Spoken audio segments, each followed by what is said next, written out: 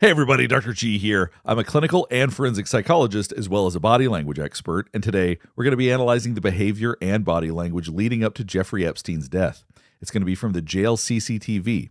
Before we get started with this, a couple of quick things. One, I wanted to make sure you know this is not a psychological evaluation of any kind. These are just my opinions. In addition to that, I do want to remind you to like and subscribe if you want to see more content just like this. All right, let's go. The Department of Justice has officially concluded that nothing nefarious happened surrounding Jeffrey Epstein's death. Now, for those of us that have been following this story for a while, it's a little bit hard to believe.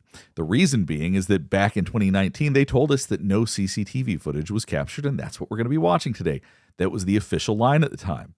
Additionally, there have been other claims. There have been claims that people have seen the list and so on and so forth, and now they're saying there isn't one. So there's a lot of inconsistencies. So what I thought we would do today is we're going to watch clips from 10 hours of footage, and I've reviewed this. So I'm taking out what I think is most significant and most interesting, and we're going to look at that. We're also going to compare it to a timeline from 2019. So in 2019, we were provided a timeline of everything that happened. We're going to see if this footage, in fact, lines up with that timeline or how closely it lines up. All right, let's just jump right in. At 7:49 p.m., we're seeing Jeffrey Epstein coming back after meeting with his attorney. You can see him right here in the orange jumpsuit. Now, he's walking with a pretty brisk pace. He's walking ahead of the officer right there. There's another officer walking behind. Nothing too notable about that. One thing that surprises me, though, is I actually thought that Jeffrey Epstein would be a lot taller than that. He doesn't look all that tall right here. But there's nothing particularly notable about how he's walking. The one thing you may be noticing is that the officer is waving his hand as they're talking, which means they're interacting right now. It looks like that the security officer walking with him is interacting and talking to Jeffrey Epstein right now.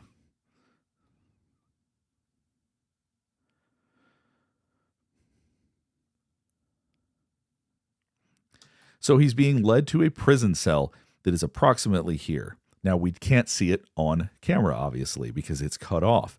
But it gives us some idea of where people are walking and where he is, in fact, held. That's an important part of understanding the rest of the video that we're going to watch. So what we're going to do is we're going to skip ahead now, and we're going to talk about the different parts of the timeline that stand out, and we're going to look at a couple of things that are a little bit strange. Now, it was reported that at 10 p.m. they were supposed to check on Jeffrey Epstein. Now, the area you're going to want to focus on is in the back, right there. This is where the correctional officers sit. This is where they do their thing. So if you're going to see movement, it's going to be in this area. And as you can see, 10 o'clock, nobody's moving right now. Now, as you can see, it's around 10:30. There's a correctional officer that's starting to move, and they ultimately are going to go check on the Jeffrey Epstein tier, as they're calling it, that area. And so what is being reported so far is pretty consistent with what we're seeing on the video. At 10 o'clock, there was no check. At 10:30, it looks like there's some form of a check. So far, what we have seen, as you can see, the correctional officer just walked right there, that is so far consistent with what was reported. So one of the challenging parts about this is that one of the claims, and this is much harder to verify, is they say that nobody walked into that area again between 10:30 and 6:33 when his body was found. But as we're going to see, people do go back and forth to that general area. We don't know exactly where they walk, but there's not just no activity. Because when I had originally heard about this, when I read this back in 2019 or whenever it was originally released, I had figured that essentially you're going to see no security guards doing anything. People are just going to be sitting around, but that's really not the case. And they also talked about how the security guards were sleeping, and we're going to get into that because there's really just a small window when nobody was actually moving or that we didn't actually see anybody move. So there are still things about this that are raising questions, but let's keep going. But as you can see, even at 10:38, we're already seeing correctional officers walking off camera in the general direction of where Jeffrey Epstein's being held.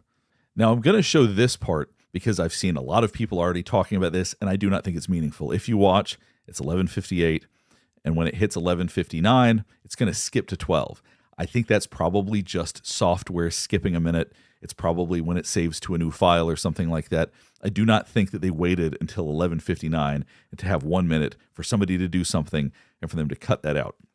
That just seems a little bit ridiculous, and the timing is too good.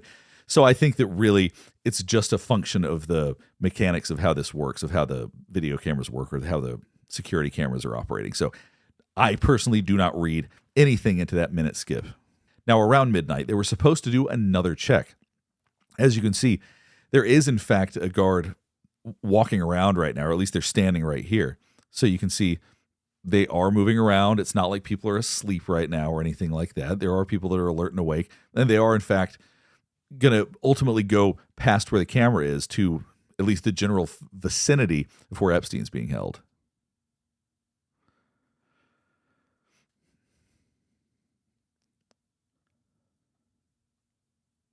So as you can see right here, another correctional officer just came from that area. He's going up into this area, which I just call room 46 because that's the number on the door. It's one of those areas where you have to call to get in. He looks a little bit rushed. I don't think that's anything suspicious. Some people are just like that when it comes to opening doors that you have to call to get unlocked and that sort of thing. So right now we're getting an idea of this room because this is going to be a focus of some things later.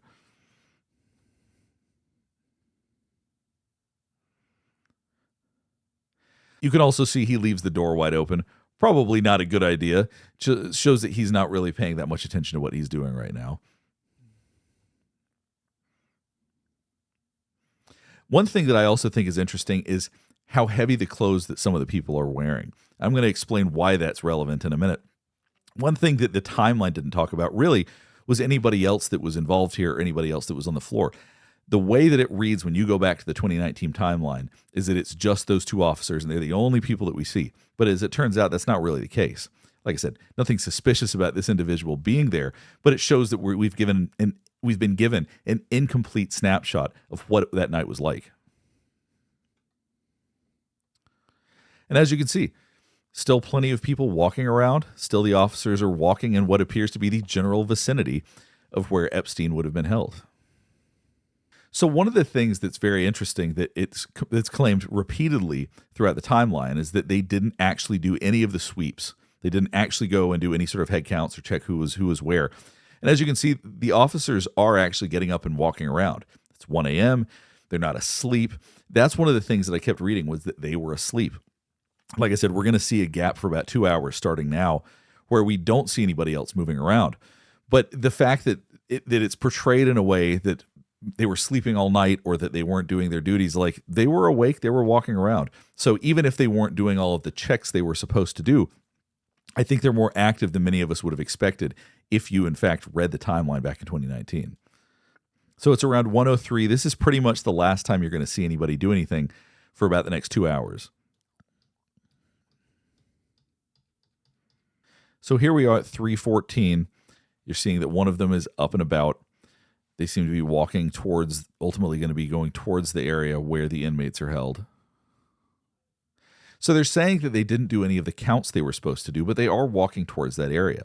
That's what's so confusing about this. I guess they just went over there, signed the document or signed the chart saying that they did the head count, but then literally didn't bother looking in there. It's such strange behavior. I get these people are overworked. I get that the job probably is pretty thankless at times, but the idea of getting up and literally not even looking into a jail cell is so peculiar to me. So now we have one of the correctional officers walking up to room 46. There's a couple of things we're going to point out about this that are not relevant now, but they'll make sense in just a minute in terms of why I'm paying attention to this.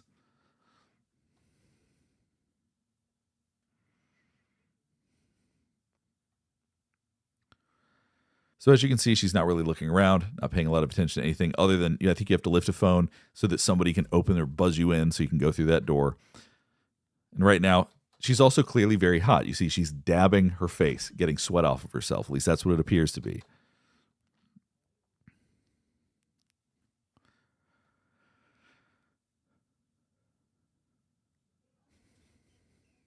So very casually going in, seemed a bit hot, but otherwise it was unremarkable.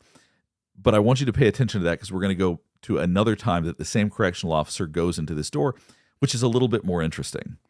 Now a couple of hours have passed, and the same correctional officer is going back to room 46 again. But this time, it's a little bit different.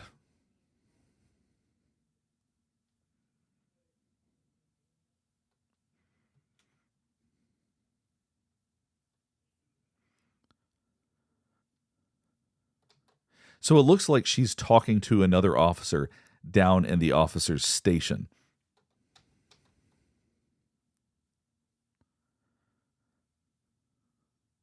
So lifting the phone to get in, exactly the same as last time.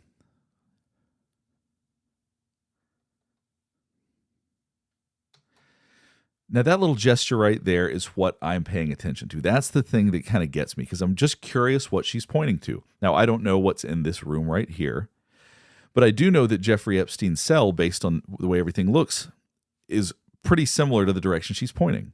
Now, I don't want to imply that she's done anything wrong, but it's just peculiar. It's one of those things that I hope that the DOJ, when they reviewed all of this, that they ask questions about this, because it's strange and it's hard to make sense of. Now, in the context of what they're talking about, maybe they were talking about going to the bathroom or something. Who knows? It could be anything that she was pointing to. But it's curious, given that Jeffrey Epstein's cell is in fact that direction. And it's a little more curious what she does afterward. Just keep watching.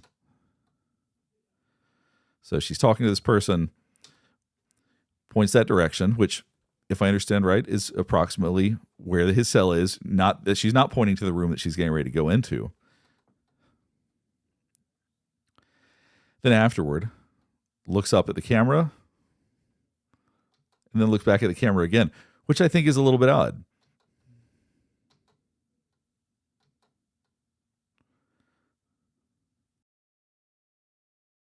Because she didn't do that the first time that she went into the door. Sometimes you just become aware of those things. That doesn't necessarily mean that what's happening right now is extremely meaningful, but it's peculiar. And it's one of those things, like I said, it would be great that when they went through and did their full investigation, I hope that those are the things they paid attention to. And they may have asked questions about that exact stuff. They may already know the exact answer. It's probably something completely innocuous, but it is a little bit strange. We're going to watch it one last time, and then we're going to keep going.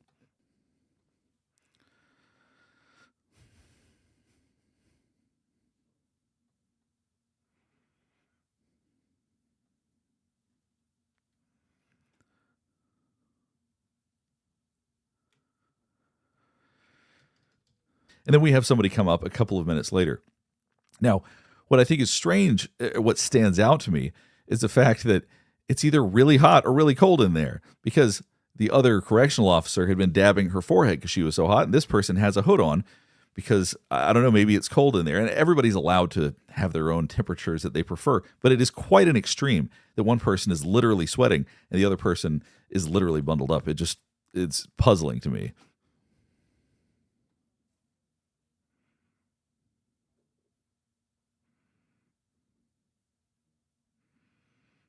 And here we are around 6:31. This is towards the end of the footage. Apparently, it was at 6:33 that the body was in fact found. And as you can see, the guards are moving around as you would expect.